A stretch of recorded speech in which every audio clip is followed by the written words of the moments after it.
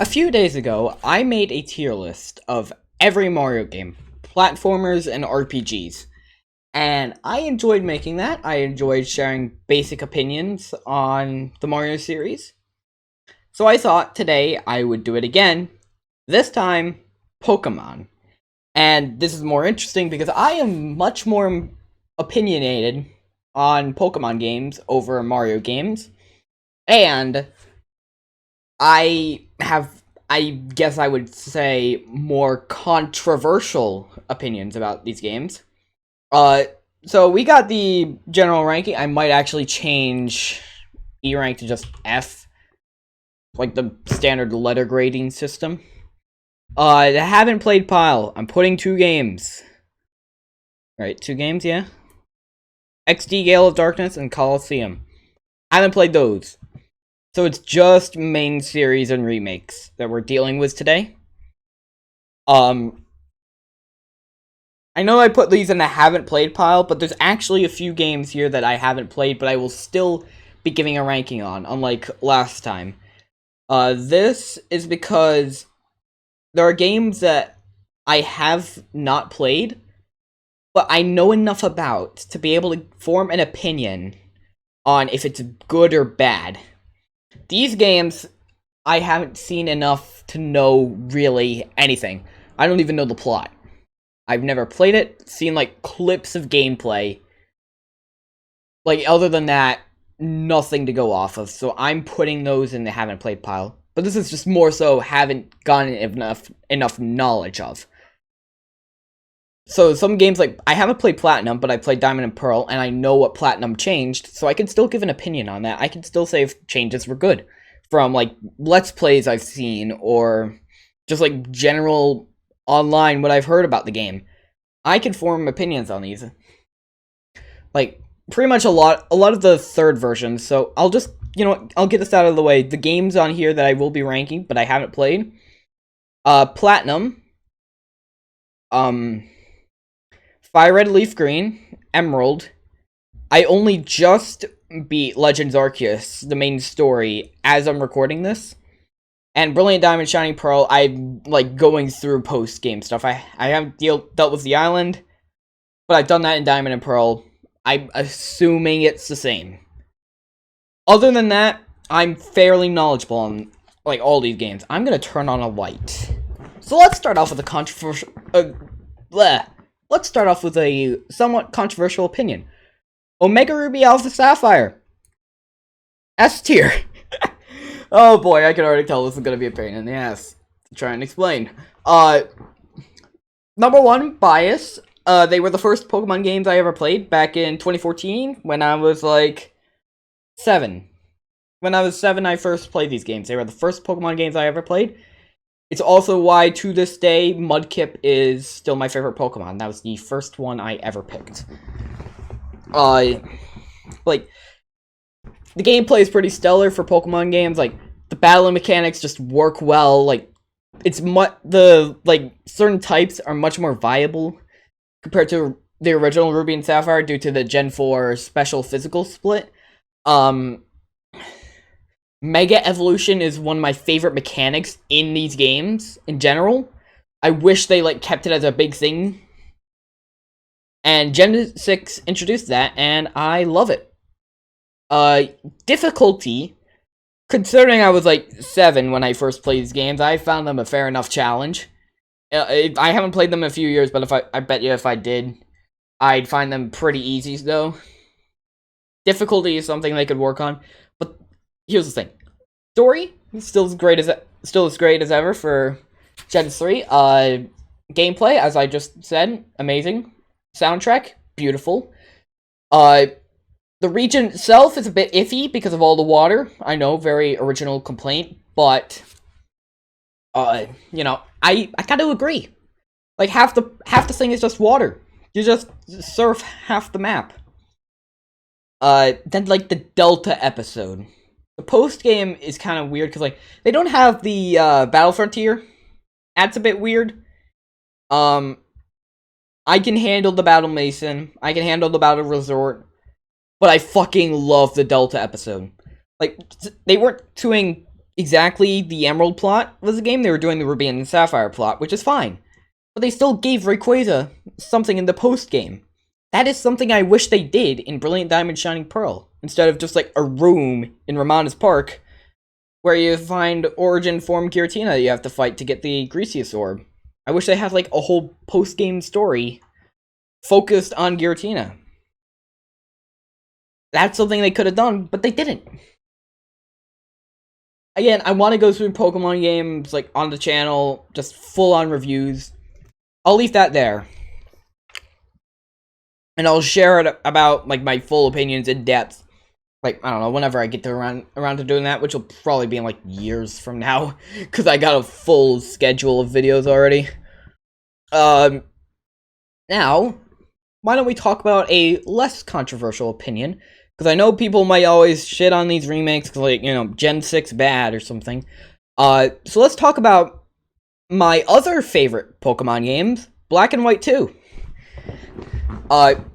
It's kind of weird on what my favorite Pokemon game is, because I would prefer to play Omega Ruby Alpha Sapphire over Black and White 2, but I could probably argue that Black and White 2 are the higher quality games. They're the higher quality games, but I like the Gen 3 remakes more. It's weird. But Black and White 2, beautiful story. The region of Unova is just so good. Unova is just amazing. Pokemon variety, there's plenty. There's plenty everywhere. The villains are great. I like the little division between the Team Plasma that follows N and the terrorists, which follow Getsus. You know, it's great. It's building off of the ending of one of the greatest Pokemon stories ever. No, the greatest Pokemon story ever. I'll get to that one in a moment. Gameplay, it's snappy, it's fast. The soundtrack, I prefer Black and White 2 soundtrack over Black and White 1, and that makes it my favorite soundtrack in the series. What else?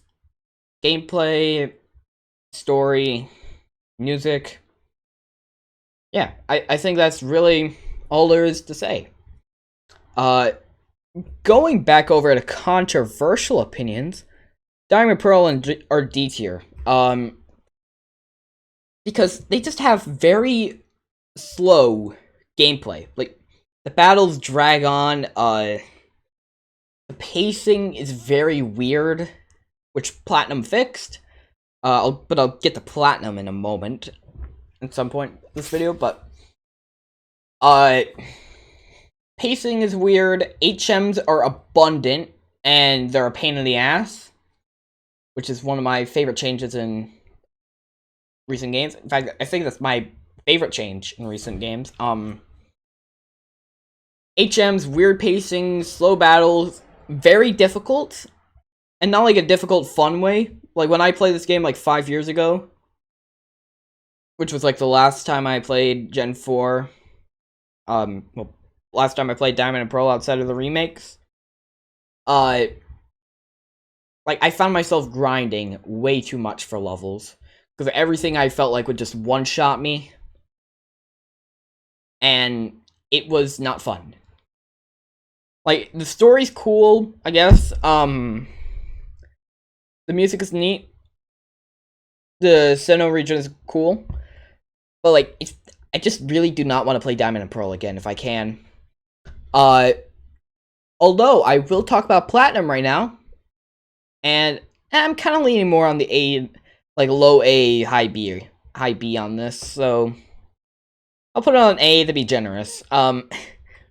Platinum fixed a lot of issues. It fixed, it got a better story. It was like, Giratina, it's awesome. A better Pokedex. That's something I should have complained about in the Diamond Pearl section, but they have an actual Pokedex. There are fire types outside of the starter and Rapidash. There are, like, HMs are still abundant, that's an issue, but that's kind of just the thing with the generation. Outside of that, like, the music's still great. Giratina's battle theme is one of the new tracks, and it's one of my favorite pieces of music to come out of Pokemon.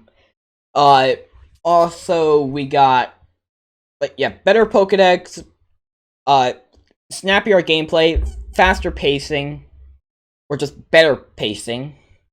Not as difficult. They scaled down levels on some trainers. Just overall the better game. I think from here I might actually just go in order of release. Gen 1, I'm gonna sadly put that in a D. I'm gonna put it higher than Diamond and Pearl though. And that's just because the Kanto region isn't interesting. Not really anything is going on in the story. Like, the story is minimal. Kanto just isn't the most interesting region. And I get there's, like, limitations to the Game Boy. Like, they're still fun games. I still take the opportunity to go back through Kanto every once in a while. It's just, like, the very weird, like, the gameplay isn't as refined. The story isn't as expansive. Pokemon variety, there's definitely good Pokemon variety, I will give them that. The Kanto region is just bland. It's like, you got grassland, like, a forest, and a cave, and caves. That's, like, all there is. Yellow, I'm putting in D tier as well. Same reasons, they changed the story a little. I do like that you could get all the starters. I do think story changes are cool.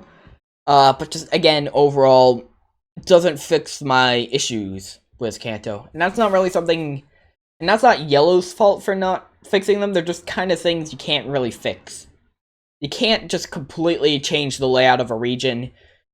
You can't, like, change up the battle system in a series that's still in its early years. Those are just underlying issues that I don't think will ever be fixed with a Kanto remake. With any of them. You know what? I'll talk about Fire Red and Leaf Green now. These games I'm putting in C tier because they got a more expansive post-game, which I love. I love the Sevii Islands. They're cool, they're fun. Just like having more content is always great. They look better. They sound better. But and that's why it goes above. It just stopped from being truly great because, again, of those same issues that you can't really fix in a Gen 1 game. Let's Go Pikachu and Eevee are weird. Like, I enjoyed those games, but I probably also put these ones in C tier. I played Let's Go Eevee. I love Eevee. I love Pikachu. They're cool Pokemon. I love that, like, you could get the starters. The Pokemon Go gameplay, well, I prefer the old gameplay. I would be able to tolerate that if that's the way they decided to do, like, any future games for whatever reason. Which I don't think they definitely won't. They're definitely going with the Legends Arceus for future battling and catching Pokemon. But I found it interesting, if a bit annoying, because you can only use one Joy-Con, and I can't even play the game anymore, I don't think, because all my Joy-Cons are fucked in, like, many ways. And I'm too lazy to fix them because I use Pro Controller. So I'm not going to be returning to these games for a while. But still has the same issues with Gen 1. God, we're already, like, 14 minutes in. Oh, fuck. Next, Gen 2. I'm putting Gold and Silver in B, Crystal in A, Heart Gold and Soul Silver in S. Gold and Silver, they're great, they're good sequels. They're fun, but again, they're outdated.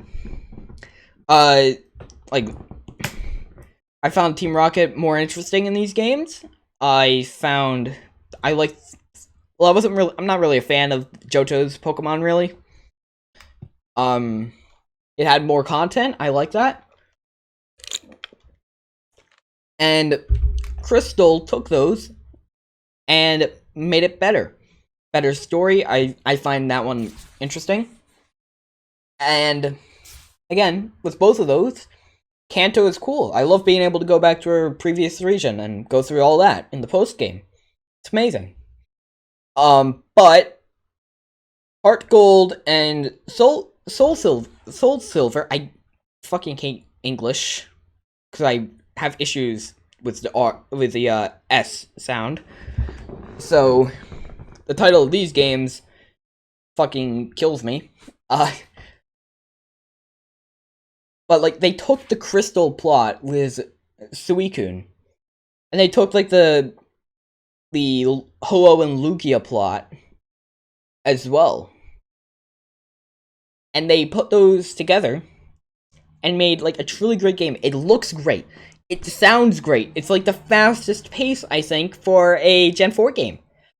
Like, it's like the one Gen 4 game that I've played a lot of that I truly enjoy. They're just beautiful. I love them.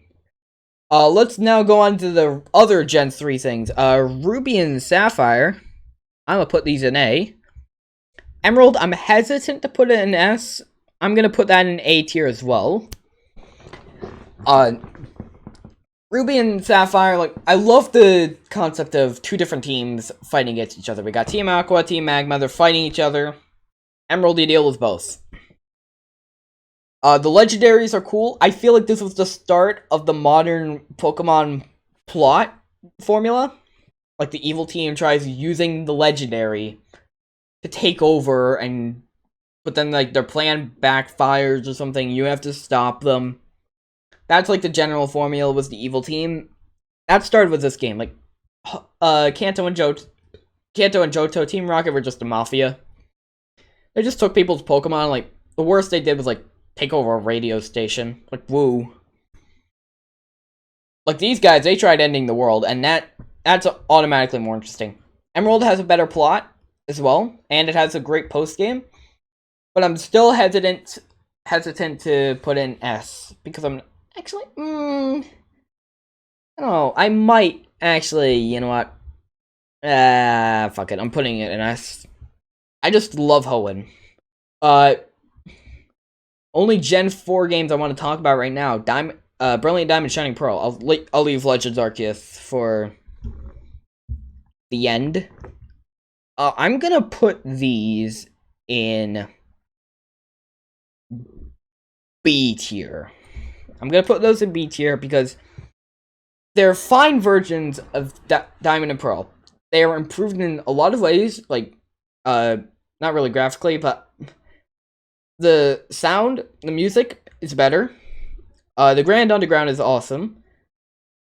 Like, it's still just, it's like the best parts of Gen 4, except for the Platinum plot, really, in the Battle Frontier. Like, you got, like, Sinnoh is great. I actually found myself really enjoying Sinnoh for the first time with these games. At least in terms of playing it, because I haven't actually played Platinum. I've just watched playthroughs and seen all the differences to form my opinion. And they're really fun games. Like, yeah, they're kind of easy. I mean, sure, there are parts where they just jump in difficulty. Like, it's pretty easy up to, like, the first gym, then I struggled a little bit, and then it was easy until, the third gym, in which I struggled a little bit, and then it was, like, smooth sailing all the way to the champion. Bit weird, but sure. Pacing was still a bit off, and it was just so similar to Diamond and Pearl that it's in B tier, but because they sped up, like, the gameplay, removed HMs, that's a big one. That's why I'm putting it in B tier. Not as good as Platinum. Way better than Diamond and Pearl, I will say that. Gen 5. We just gotta do Black and White. Also S tier. The second best soundtrack in a Pokemon game. The best story in a Pokemon game. fast, snappy gameplay. I like the concept of the fact that you can only use Unova Pokemon up until the post game. For like a fresh, soft reboot of the series, that's cool. And also prevents you from just using the same Pokemon over and over and over on all your teams. Like you have to actually like learn all the Pokemon. People complain about Gen 5 Pokedex in terms of the Pokemon designs. I actually really like Gen 5's designs, a lot of them. There are a few iffy ones, but like people point to like Vanillite, Garbodor. Like Garbodor, you're playing a game based off New York. Do you expect there not to be trash? Do you expect there not to be trash bags? Vanillite, yeah, it's a nice gun, but remember, Electrode and Voltorb are literally just like the same Pokemon, except one's upside down, and they're just Pokeballs. There's a Seal Pokemon called Seal. There's like a bunch of inanimate objects, or just literally just animals that are Pokemon in these games. I don't know why people complain about Gen 5. It's not even the worst. It's not even the worst Pokemon. I give that to Gen 2, actually. Maybe. I don't know. I don't really know every Gen 8 Pokemon yet. I haven't bothered to learn them all. So who knows, maybe that one actually has worse Pokemon. But Gen 5, beautiful. I love N. Like, Team Plasma, they're like PETA, and I find that funny. N is just maybe the best character the games have ever brought about us. Like, we got great characters all over. Like, Looker from Platinum, I forgot to mention, he's a really cool character. Like, he's fucking Interpol. Like, the FBI or Interpol or something. He returns to Black and White. He's still here. He's still kicking him out. It's cool. Like, you know, Ghetsis and... I find Ghetsis a lot more threatening in Black and White too, but Ghetsis and N, they're like some of the coolest Pokemon villains. Or, well, and villain. Now we got Gen 6, X and Y. I feel like maybe I shouldn't be putting X and Y in A tier, but let me explain. Not a whole lot of Pokemon. Sure, I'll give you that. The rivals are shit. Team Flare is memorable. Lysander is pretty cool, number one. Number two is a big step forward for 3D in Pokemon games, which I guess that's debatable on whether or not it's a good thing. The Pokemon we do have are great. 4, trying to think, Mega Evolution. The gameplay is just as good as ever, and Mega Evolution is an amazing thing. Like, and also just bias and nostalgia, you know? These were the second Pokemon games I ever played. Of course I'm gonna have bias and nostalgia for them. Now, Gen 7. Now, these games could go fuck themselves. I don't give a shit about them. I mean, I feel like F might be a bit harsh for these games, but I was just really not a fan of these games. They were slow. They were tedious. Bad pacing. They were just annoying to play. I didn't like them. I can't think of an actual, like, one aspect of these games that I actually really enjoy. Outside of the regional forms now, like the Alolan forms, the Galarian forms, Hisuian forms, you know, great additions, love that. Like Z moves, no one gives a shit about them. The Pokemon, I can't really remember too many. But they, you know, they were alright. They're pretty cool overall.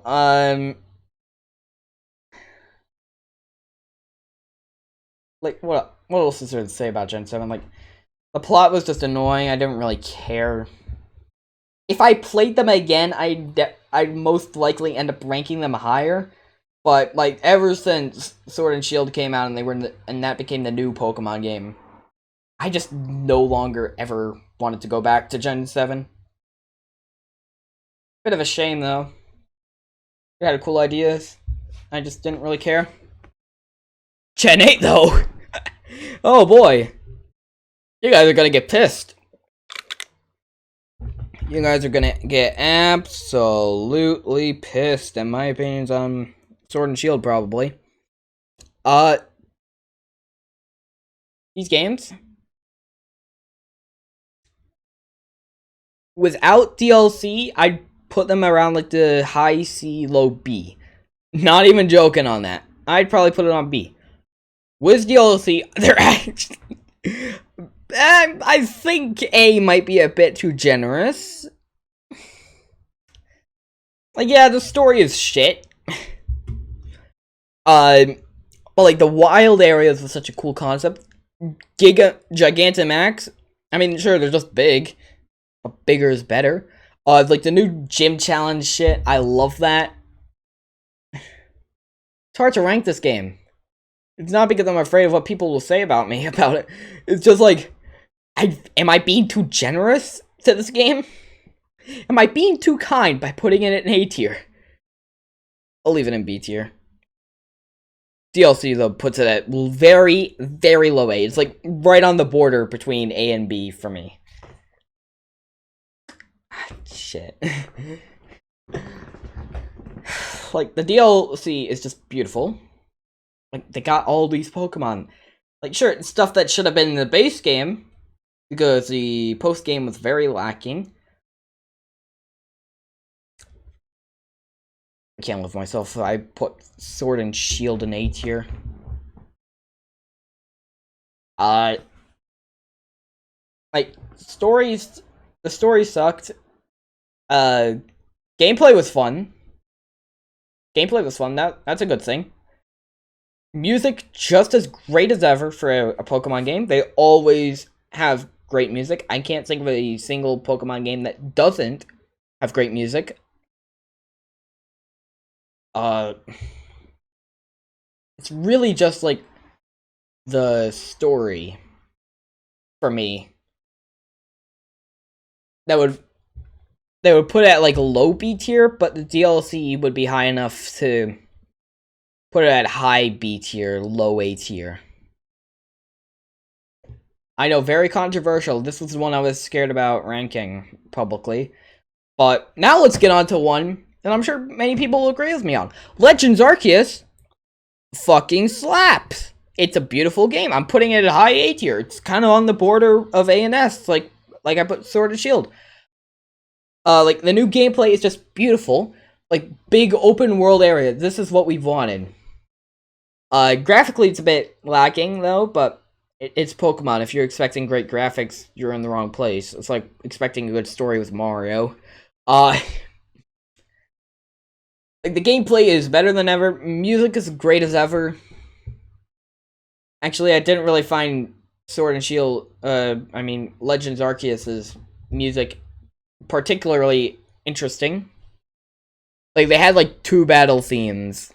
They got like the wild battle theme, they got the like, trainer, and like 2 variations of trainer battle themes, I think. Then they got like the legendaries and then they got like a bunch of different legendary variations that I haven't heard yet, probably. But they probably slap, knowing Game Freak. And then they just got like new theme for each area. They really don't have too much going for this one in its music, but like other than that, like, my only complaint is like lack of trainers. I mean, I get it. It takes place in a time where not many people had Pokemon. They feared them. And you know what? I won't take off points on it for that, because that's kind of what you expect. If everyone's fearing Pokemon, yeah, like, everyone has like 3 Pokemon that are gonna battle you with as soon as they see you. That would be a bit weird, and I'd take off points for that if that were the case. But no. It did lead to me being quite underleveled in many places. I love the new catching mechanics. It's beautiful. Like, space-time distortions are great. I found the story to be a little repetitive by it just being like, alright, you go here, you go over to this part, you do a fight against the Lord. I mean, I guess I could just say the same thing about, like, the gym challenge. So, you know, I'm gonna retract that point. The Lord fights I love those because like it's a Pokemon boss that you don't fight with Pokemon. You actually like run about dodging attacks. It was fun. I'm not sure if they're gonna do that again because it wouldn't make sense for too much sense for a Pokemon like that to be attacking you outside of like a legendary ending the world. But it's cool. I love it. They really should use Legends Arceus as a precedent for what's to come. Like if they just refined some little elements, they could make a truly amazing Pokemon game. I mean, they made an amazing Pokemon game, but they can make a truly amazing Pokemon game. Anyway, that's my Pokemon tier list. I'm probably going to get crucified by the Pokemon community now, and I'm going to go and see if I can evade them.